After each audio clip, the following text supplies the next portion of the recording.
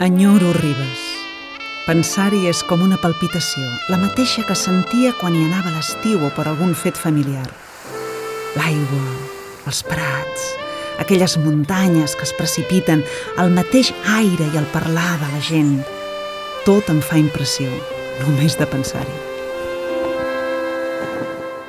Joan Triadú neix a Ribes, i no hi neix per accident, hi neix perquè els seus pares eren treballadors de la fàbrica de Can Recolons i una part de la seva família també hi estava establerta en un molí, que era dins de l'àmbit també d'aquesta fàbrica tèxtil de Can Recolons.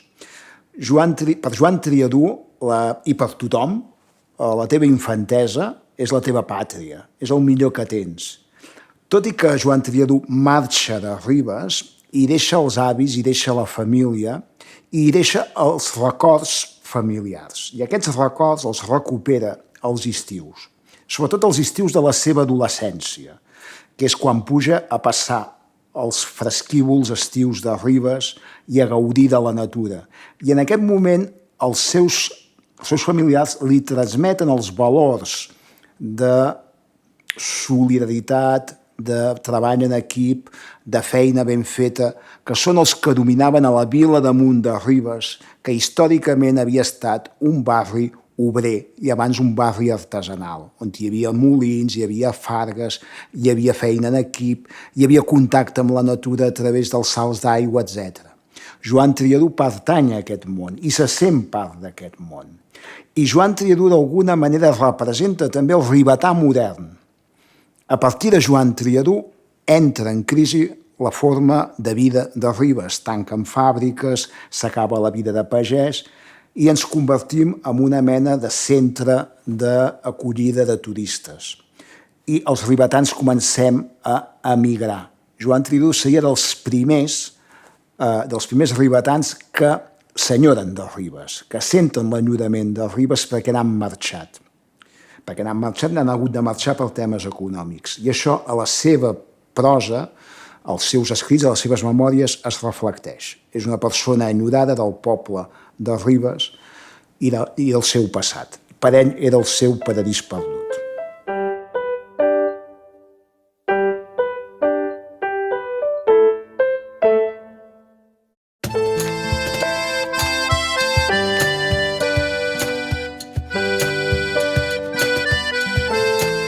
Jo sóc de poble i de barri. Arribo a Gràcia amb 5 anys. Vàrem anar a viure-hi. I l'any 1957, acabats de casar amb la Pilar, també ens hi vam establir. Així que tota relació familiar de compres, d'amistat, tot ha estat sempre a Gràcia. Ha dut les classes de llengua i literatura catalanes que de seguida varen començar al menjador de casa. Clandestines, no cal dir-ho. Va ser l'any 57, exactament, la tardor del 57, en què una noia que es deia Maria Teresa Sagristà, era una gran activista, excursionista i activista, un grup de gent que ens coneixíem d'anar d'excursió i de l'Institut Francès, va muntar una classe de superior de català, ja fins i tot d'aspectes literaris, a Sant Joan Triadú, al seu pis del carrer, aleshores es deia del pis d'Astúries, exactament. I a partir d'aleshores hi va haver una relació contínua perquè, esclar, hi feia classes de català. Recordo, per exemple, no és ben bé això, però que el mes d'octubre de novembre de l'any 59 exactament, en aquesta mateixa habitació, estança de la casa de Sant Joan Triadú, sobre l'espriu vaig llegir La pell de brau. Em recordo. Després van venir Sant Joan Triadú, naturalment era el gran referent, era la persona que tothom s'emmirallava i que, això ho puc explicar perfectament, el dia 2 de gener de l'any 1959, l'endemà a Fidel Castro va entrar a l'Havana, ens vam trobar a casa seva, el que aleshores en deien el pis d'Astúries, els professors de català d'aquella època, eren ser uns 12 o 15. Potser tots no hi eren, però hi eren la majoria. I sí que recordo, hi havia l'Artell, Sant Jordà i en Pere Elies, ells hi eren, positivament. I també hi havia el senyor Ramon Aramon i Serra, a través de l'Institut d'Estudis Catalans, que ens va fer unes consideracions de tot tipus sobre l'ensenyament del català. I sobretot ens va dir, un signe era que no havien de tenir por, però no havien de ser audaços i imprudents. I un signe de Joan Tridú era encoratjar els tímids i frenar els massa audaços. A partir d'aleshores, exactament va començar el 2 de gener de l'any 59. Es va erigir d'una manera normal, una mena de coordinador, precedint el que després va integrar l'àmbit cultural, la GEC. Sempre m'havia semblat, em sembla, que Joan Tridú era una persona molt lúcida, sabia molt bé el que volia. Sabia molt bé el que volia, doncs, i enfocava les coses d'una manera sempre tenint en compte l'eficàcia, sempre tenint en compte això. Recordo, per exemple, els discursos de Joan Tridú. Els discursos eren cèlebres perquè era un home doncs, que era conscient de les circumstàncies, no permetien de parlar clarament, i ell sempre parlava amb sobreentesos, un principi per a tothom. Recordo, per exemple, Antoni Gros, i vaig anar moltes vegades, Antoni Gros, quan l'Òmnium havia estat clausurat per la policia, doncs va assenyalar la presència del senyor Fèlix Millet a l'acte, oi? I va parlar de la presència del senyor Fèlix Millet, president de l'Orfeu Català, de moltes altres coses, va dir. Tothom ho va interpretar perfectament. Recordo perfectament els dos policies, un d'ells el coneixia molt, apuntant-ho tranquil·lament allí. Sempre aquesta manera d'actuar amb molta eficàcia. Que era em sembla, les persones actuaven en sentit, i tenia una idea més clara en sentit, no?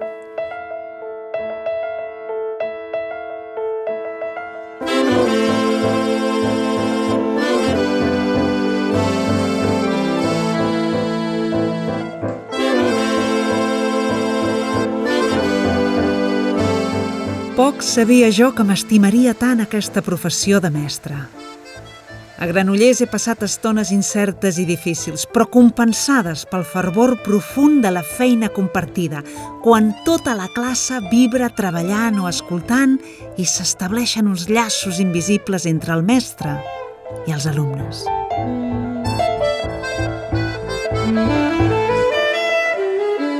Joan Tridú va tenir una experiència extraordinària, perquè el van enviar de joveníssim, 17 anys, a la ciutat de Granollers, i allà va tenir contacte amb nois que s'estaven refugiats, eren refugiats que venien, molta part de l'alumnat, venien de la part que els ocupants anaven guanyant terreny i, per tant, diguem que el franquisme s'imposava. Quan ell torna a Barcelona, les bombes encara queien pel camí. Ho explica que va ser objecte. I en aquest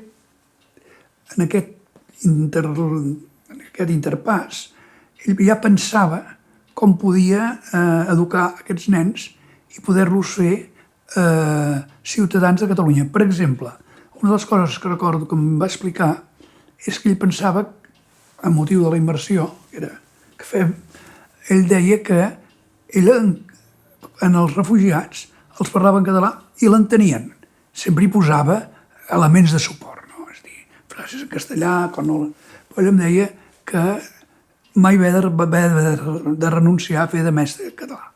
Ell tenia el títol de català de la Junta Permanent de Català, que l'havia signat amb Pompeu Fabra. I sempre ho va tenir com un gran tresor a exposar, no? Cal dir que aquesta llavor que ell ja portava la seva experiència a Granollers, de jovenet, i que després va anar madurant, però fins i tot quan ja va anar a la universitat també ja pensava com podia fer això, promoure. Per això he parlat fa poc de la pedagogia de gran abast. És a dir, no quedaré amb 5 escoles, no em queden 65 escoles que em pugui fer una coordinació, com eren les de Rosa Sensat, sinó que faré que tots els nens de Catalunya puguin tenir català. I per això es va incorporar de secretari tècnic a Òmnium Cultural. Com va ser Òmnium Cultural, amb totes les persones que ja he esmentat a la Junta, no sols va disposar de la seva confiança, sinó que va incentivar molt el fet que tinguessin cura del català i de l'ensenyament en català. I llavors què es va fer? Doncs es va fer que tots aquells professors que ja feien classes de català poguessin formar-se poguessin tenir acreditació de català. I per això, l'any 61, el mateix dia, 1218 de juliol, es va crear l'Òmnium Cultural. L'endemà es va crear la Junta Assessora per Estudis del Català, que era la que lliurava certificats de català previ examen, previ unes proves, lliurava certificats d'elemental i superior segons els coneixements dels professors. En Joan Triadú vaig conèixer precisament el dia, en el SIC, el dia que es feia la convocatòria, l'examen per al certificat elemental de la JAEC, de la Junta Permanent.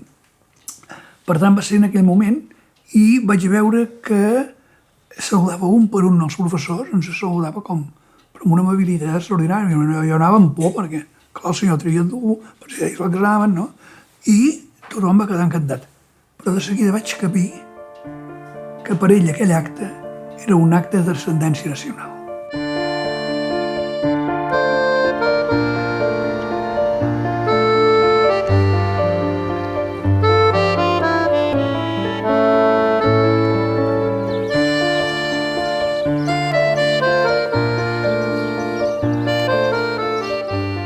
La característica de Cantoni, poble sense antics records històrics ni patrimoni artístic, és la lluminositat. Hi ha moments a l'estiu que el bany de llum a la tarda és tan intens i aclaparador que tot queda reduït a un gran silenci. Joan Triadú feia poc que havia acabat la carrera de Filosofia i Lletres a la Universitat de Barcelona. I llavors es va posar malalt de tuberculosi, aquella malaltia que patien tant el jovent. I el van operar i el metge li va dir que per fer la seva convalescència aniria bé que anés a Can Toni Gros. I ell va arribar aquí i deixa escrit en el seu llibre, El Collsacabra, que quan va veure aquest paisatge, aquests aires tan saludables, aquests aliments tan naturals, tan sans, i la gent, doncs, diu, ja em vaig sentir bé. Sentir-se bé no volia pas dir que ja s'havia curat, sinó que es va sentir bé per poder passar la convalescència aquí. Va llegir molt mentre estava aquí a Can Toni Gros i anava en aquests boscos amb una hamaca i allà anar llegint i anar fent salut. Llavors hi havia un company seu, un company convalescent també, que li va dir en aquest poble hauríem de fer un concurs de poesia.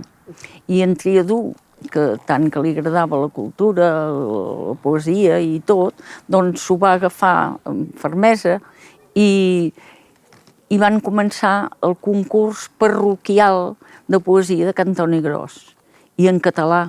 I era l'any 44, que tot era clandestí, no es podia fer, però a l'empar de la parròquia, doncs, vam començar. I llavors va durar 25 anys aquest concurs, i es va fer molt famós. I l'any 1952 va portar en Carles Riba, que era el seu mestre. I llavors va agafar ja fama aquest concurs. I van participar poetes i escriptors d'arreu dels països catalans i catalanòfils d'arreu del món.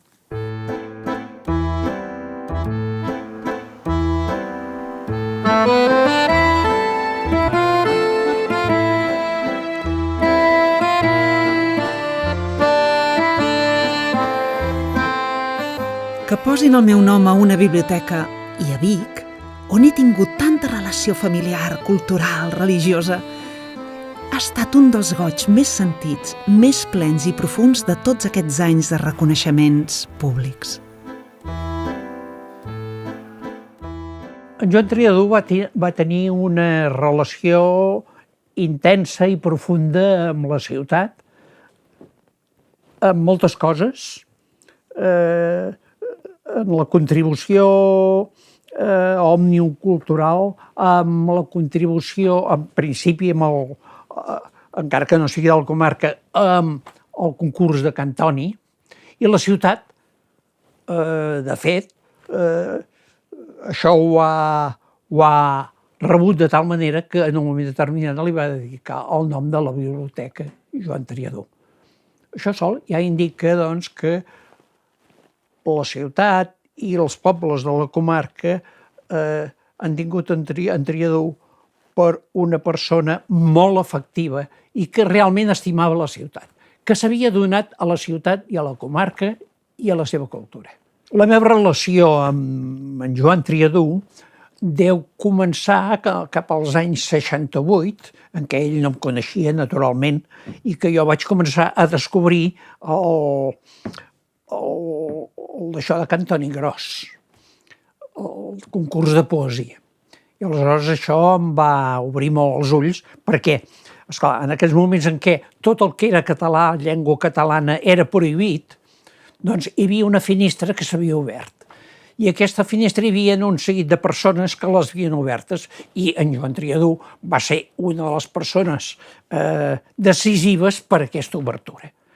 Però no va ser decisiva només per a aquesta obertura d'aquest element que sembla potser poc important, però un concurs de poesia és molt important i sobretot és molt important si es fa en una llengua i en un lloc en un moment en què tot és prohibit.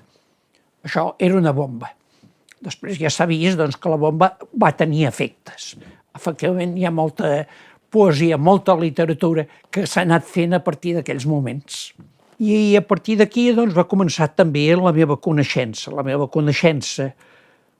d'ell en particular i la meva coneixença de la seva activitat. Vaig veure que hi havia un home allà amb una activitat, ho vaig anar descobrint a poc, i com més ho descobria, més em semblava una persona que era decisiva, que jugava un paper decisiu per al país.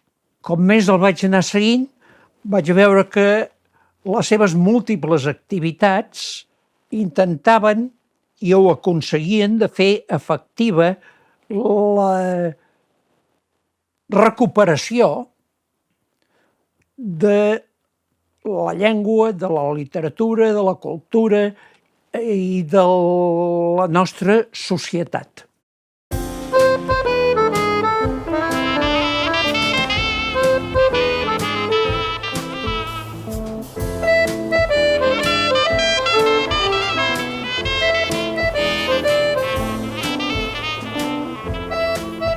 Em vaig casar amb 35 anys.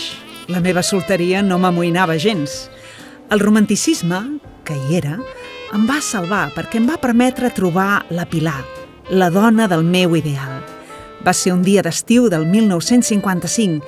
Ella el passava a Vidrà i li vaig escriure una carta de 16 pàgines.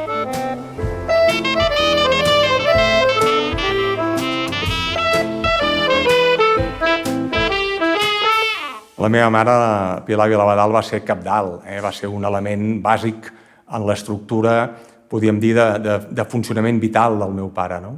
Res del que va fer, des que es va casar fins que va morir, hagués entès sense la figura de la meva mare. No? De fet, ells provenien de mons molt diferents. El meu pare, com s'ha estat explicat diverses vegades, doncs provenia d'un món obrer i d'un món, podríem dir, de classe molt humil. No? Com deia Salvat Papaseit, vaig entrar al món per la porta de servei. No? Doncs la meva mare no, la meva mare provenia d'una nissaga, podríem dir, doncs, de propietaris rurals, tot i que ella no era la pubilla, però en tot cas el seu ambient era un ambient de classe mitja de Barcelona i per tant doncs, allunyat dels estàndards econòmics en els quals el meu pare es movia. No? Per tant, semblava estrany que haguessin de poder coincidir, però la coincidència no va ser només puntual perquè es van trobar, en aquest cas, en la institució cultural del SICF, en el qual els dos hi treballaven, sinó perquè hi havia un element intangible que els unia. No? La meva mare provenia també d'un catalanisme catòlic, d'un catalanisme fidel a la república, d'un catalanisme compromès amb la llengua. El seu pare, Lluís Vilabadal, que va ser d'Acció Catalana i després va ser fundador d'Unió Democràtica, doncs durant la guerra es va mantenir, evidentment, al cantó de la República era company de viatge de Carrasco i Formiguera i hagués tingut el mateix destí si en Franco l'hagués pogut agafar, però va morir el 37 de mort natural i la meva mare es va trobar també que aquella guia que tenia, que era el seu pare, aquell referent, doncs havia desaparegut, però ella continua mantenint aquest sentiment de catalanitat, de voluntat de recobrar aquella cultura i aquella llengua que el franquisme havia enfosquit.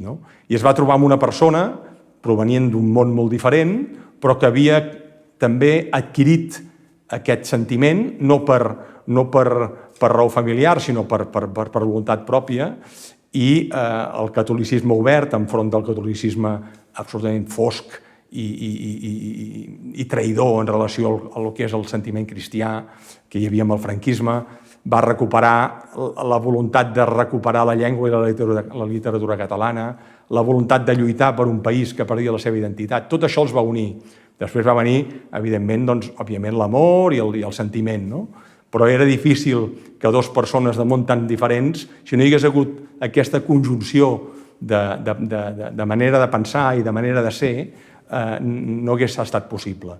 La meva mare, persona delicada de salut tota la vida, molt delicada de salut, tot i que va viure fins als 94 anys, va ser pel meu pare la seva fortalesa. És una contradicció tan delicada, sempre estava delicada, passava moltes hores i molts dies al llit, allitada, va quedar cega, o sigui, tenia un nivell d'invalidesa important, però en canvi tenia una fortalesa que era el que al meu pare li permetia afrontar embats que d'altra banda haguessin sigut difícils de suportar.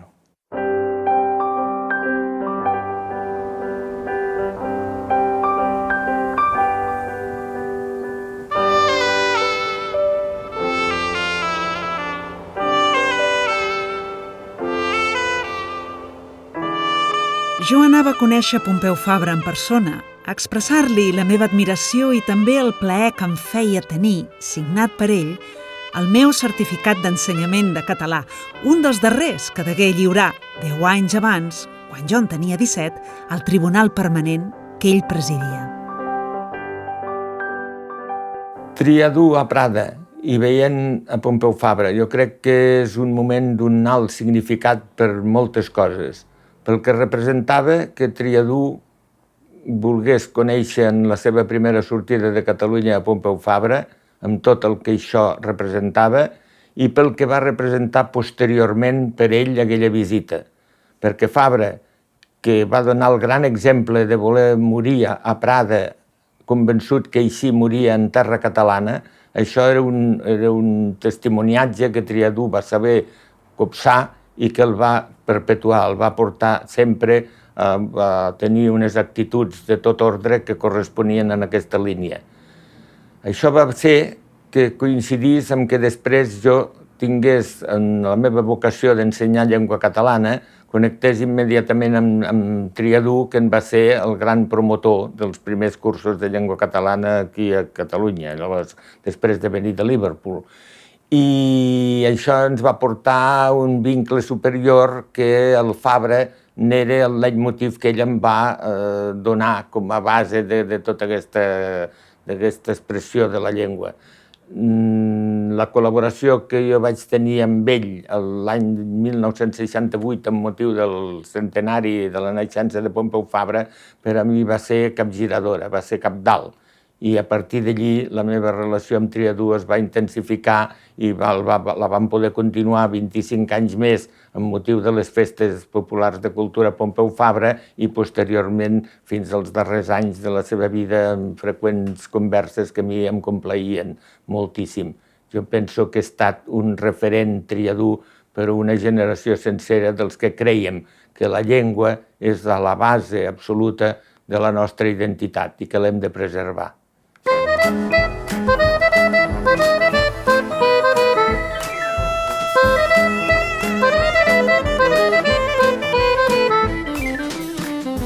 A la vida necessitem replans, moments de tranquil·litat per treballar. Jo en vaig tenir a Granollers i a Cantoni, també a Liverpool. A Anglaterra he pogut desprendre'm de la immediatesa i mirar-m'ho tot des de lluny. D'aquí han sortit la traducció de Píndar i 3 antologies, 2 en català i una tercera pels lectors anglesos.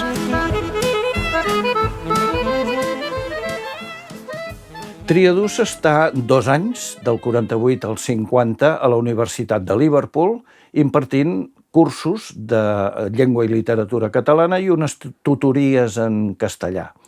De fet, Liverpool és una ciutat devastada, com la majoria de les d'Anglaterra, 3 anys després de la guerra, i hi ha ben pocs motius per distreure's. Triadú es dedica en cos i ànima a llegir, a estudiar, a escriure, i, de fet, jo diria que a Liverpool és on acaba de construir-se el triadú lector i el triadú crític literari. Allí és on escriu les 2 antologies, la de contistes i la de poesia catalana. Encara escriu una tercera en llengua anglesa pel mercat britànic i americà, també d'antologia de poetes catalans. Tradueix Píndar per la Fundació Bernat Metge i comença a traduir els primers sonets de Shakespeare, que publicarà uns quants anys després.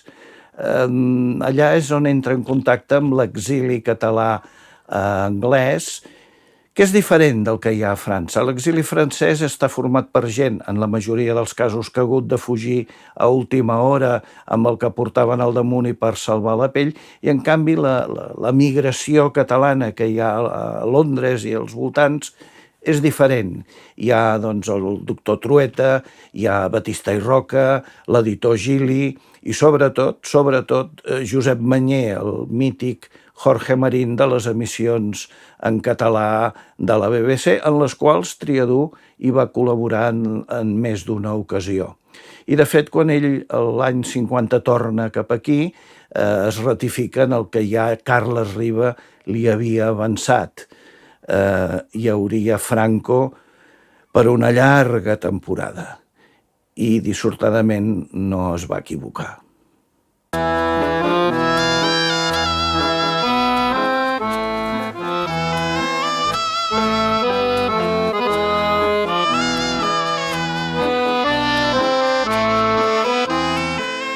La Fundació d'Òmnium Cultural és un esdeveniment important en la història de la nova renaixença d'aquest segle difícil. Vam ser capaços de reprendre, amb la idea de normalitat de Prat de la Riba, l'activitat cultural i l'ús públic, preparat per ser oficial, de la llengua catalana. Bé, és una concreció de la que encara avui, malauradament, veiem com l'hem de seguir defensant, no? I batallant, i és aquesta percepció, aquesta ambició de que el model d'escola catalana va molt més enllà del que seria estrictament un projecte pedagògic, sinó que també és un projecte de país, un projecte de cohesió social, i en aquest sentit en Triadú, fins i tot també per la seva pròpia figura, no? Pels seus orígens extremadament humils, però al mateix temps com aquesta persona d'aquests orígens tan humils pot acabar sent un intel·lectual de referència i una persona que ambiciona, per exemple, no renunciar a promoure i a provocar que les classes mitges benestants de Barcelona, els seus fills, no abandonin la llengua catalana, no tinguin la temptació d'abandonar-la, però al mateix temps també anar a fer classes de català, fer que es vagin a fer classes de català més a les perifèries, a llocs on el català tenia molt menys ús habitual, no? I per tant ens trobem davant d'una figura, d'un personatge que encarna millor gairebé que ningú, o juntament amb personatges com en Candel o en Benet, la construcció permanent aquesta d'un sol poble. Això ja denota l'ambició de la figura d'en Triadú, no? És a dir, no conformar-te només amb ensenyar català, sinó a ensenyar els ensenyants de català, no? I per tant denota aquesta gran ambició, aquesta gran visió de país, de la importància que té la llengua i cultura catalanes en aquest sentiment de pertinença col·lectiva i en aquest cas en concret en el model d'escola catalana, no? I per tant això sí que és una de les aportacions, jo penso, excepcionals que també fa en aquesta visió que ja tenien els fundadors d'Òmnium, no? de promoure l'ús del català, de fer classes de català, però ell va un pas més enllà perquè el que diu és no només fer classes de català per alumnes, per per futurs parlants o per persones que ja parlaven català però en volien fer un molt més bon ús pel que fa referència a l'escriptura també i a la parla, sinó que ell el que diu és anem a formar professors, anem a formar mestres de català, que de fet acaba sent el primer cos de docents de la Generalitat. De fet, hi ha un temps, hi ha un impàs on Òmnium segueix pagant el sou dels mestres de català que ja treballen per la Generalitat i això es regularitza en breu, no? Però hi ha aquest moment d'impàs perquè, de fet, els docents s'havien format a l'estructura d'Òmnium Cultural i sota la tutela i sota el lideratge absolut des d'aquesta part tècnica per en Triadú, però també des de la part intel·lectual, no? Que això és el que fa tan excepcional aquest personatge, no? De dir, ostres, com un intel·lectual tenia aquesta capacitat d'arremangar-se i de treballar també per l'estructuració i la definició de com havia de ser aquest cos de docents.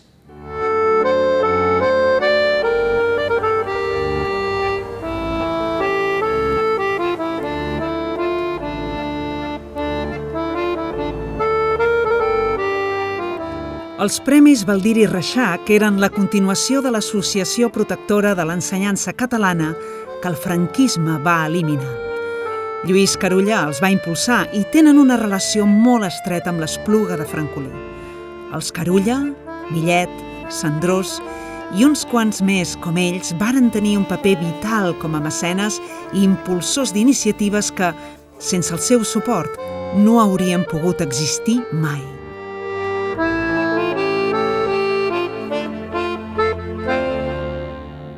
Els Premis Baldiri Reixac surten d'una iniciativa de Lluís Carulla, Canals, que sempre ha tingut la preocupació per la cultura i la llengua, que és la manera d'enfortir un país, i ho va consultar amb el senyor Triadú, que també era de la mateixa corda, i de seguida es van posar d'acord i mans a l'obra i van decidir que no només serien uns premis que tindrien dotació econòmica, i la dotació econòmica era d'un sistema molt original per aquell moment, que és el que avui en diríem el micromecenatge, que es demanava a tota la gent que rebien la Nadala de la Fundació que fessin una aportació voluntària del cost estricte de la Nadala. I va resultar amb molt d'èxit, perquè es van poder recollir quantitats importants i dotar uns premis per tots els països catalans. Va començar el 79 i encara funciona ara, vull dir, encara estan amb aquest reconeixement. Un aspecte a destacar dels premis és que el lliurament sempre s'ha fet a l'Espluga de Francolí, per dos motius. Primera, perquè es descentralitzava de Barcelona, podia venir gent de tots els països catalans, i després per donar a conèixer la vila, el poble natal de Lluís Carulla Canals. I és curiós veure dos perfils que venen de mons diferents com es posen d'acord amb una cosa tan clara com és la cultura catalana.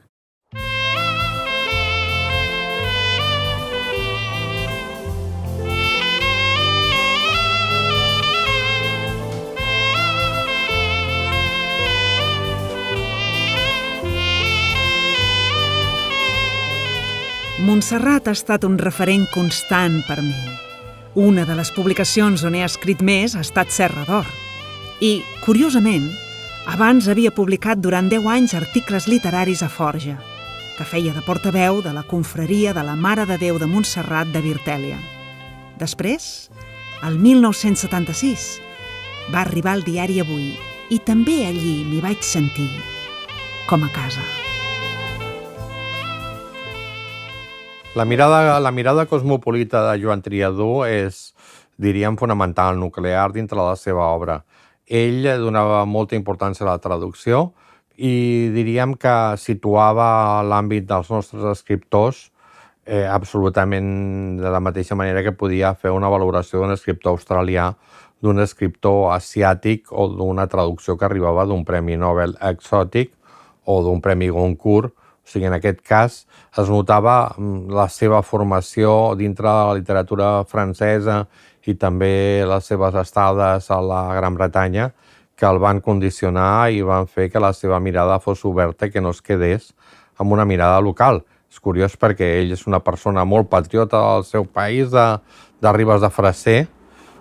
La seva formació en aquest cas és també molt amb aquelles colònies i tot això, i fa que el conjunt del local a l'universal, que moltes vegades és molt pròxim, no només en el cas de Triadú, però veiem escriptors mateixos com, no sé, Dickens, García Márquez, que tenen un àmbit, Faulkner, un àmbit molt predeterminat, i aquest és el mateix àmbit que tenia el Joan Triadú. Diríem que el Triadú es va adaptar molt bé als temps democràtics, perquè havia patit la dictadura des del primer moment, la intransigència de la dictadura, i, per exemple, amb aquesta edició de l'antologia de la poesia catalana del 1951, que era del 1900 al 1950, es va publicar el 51, quan van fer l'edició de l'any 1981, doncs recordava, al final del pròleg nou, que per la utilitat que havia tingut aquest llibre, en un temps molt negatiu va voler ser una afirmació. En un temps molt negatiu va voler ser una afirmació, i aquesta és la ideologia del Triadú, l'afirmació.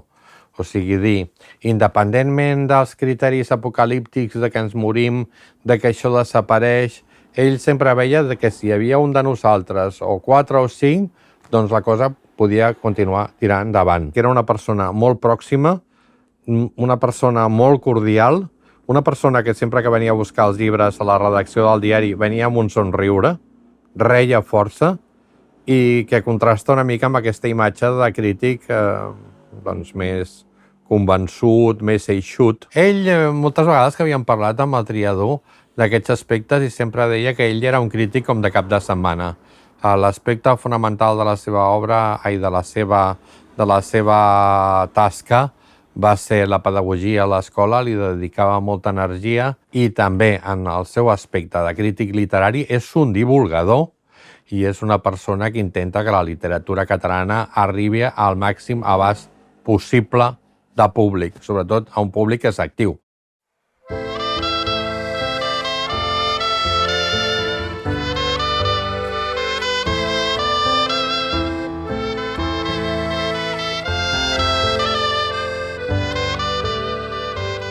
Cap als anys 50 i 60 pensava, i ho continuo pensant encara avui, que la feina de debò, a part de la lluita política clandestina, tenia lloc a les entitats culturals, populars, com també a l'altre extrem de la cultura resistent, al voltant de l'Institut d'Estudis Catalans.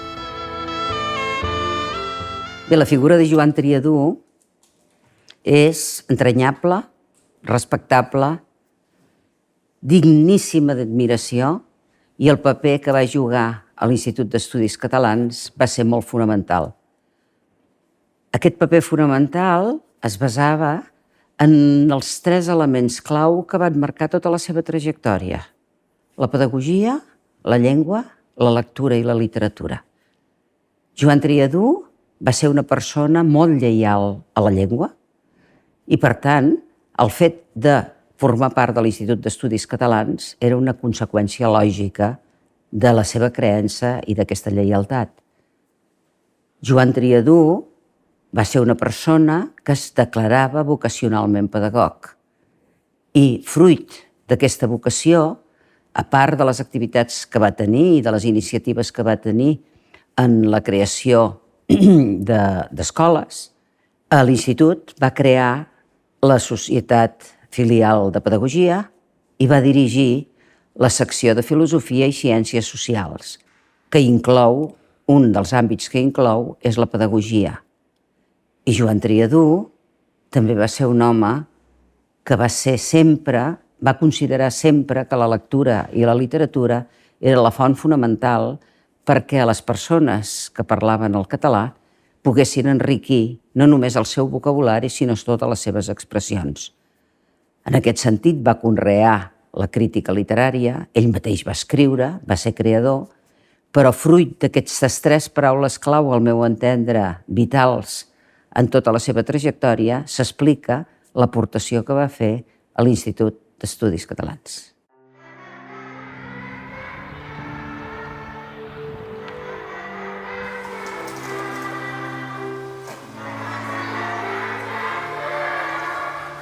Atau, vaig poder unir la dedicació literària i la professió de l'ensenyament.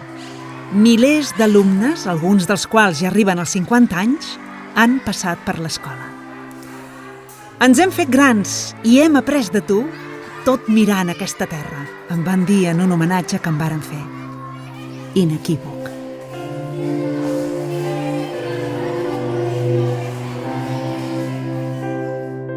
Ens trobem a l'Escola Tau i en un lloc molt important per Joan Triadú, pel meu pare, que era la biblioteca, que porta el seu nom. Per ell era molt important l'aprenentatge de la literatura i, sobretot, amb nens ja molt petits, l'aprenentatge de la narrativa, del teatre, de la poesia i, sobretot, la lectura. I aquest és un espai molt viu on es treballa el gaudi per la lectura. Per què l'educació, per què l'escola, per què el Tau ha sigut la seva gran obra pedagògica? Doncs perquè ell, amb 16 anys, va descobrir que fer de mestre li agradava molt. Es va presentar en unes oposicions que la Generalitat va presentar perquè no hi havia mestres, era l'any 36, i li va tocar en una escola a Granollers. I allà es va trobar amb uns alumnes que tenien moltíssimes ganes de tenir un mestre, d'aprendre coses, feien la seva llibreta de classe, ell s'ho anava preparant, i tot això ho explica en un llibre que es diu Dies de memòria, 1938-1940, diari d'un mestre adolescent, en el qual ell va explicant les seves sensacions a la classe amb els alumnes. I ell sempre deia, quan soc a l'escola treballant, a dins de classe soc feliç. I aquest mestratge, aquest ser mestre en majúscules, ho van aplicant a tota la seva activitat durant tota la vida. Era mestre fent crítica literària, que jo en diria criteri literari, era mestre fent d'activista cultural i anant amunt i avall pel país, i era mestre a l'escola. Va ser mestre sempre, tota la vida. Li agradava molt passejar-se per l'escola, veure els nens, passejar-se pel pati, pel menjador. Els nens del senyor Triadú el coneixien veient-lo passejant-se per les aules, i per tant no era un director de despatx, era un director que li agradava viure la vida de l'escola. Jo diria que és un estil pedagògic molt concret, i aquest estil pedagògic va començar l'any 63 i encara segueix ara.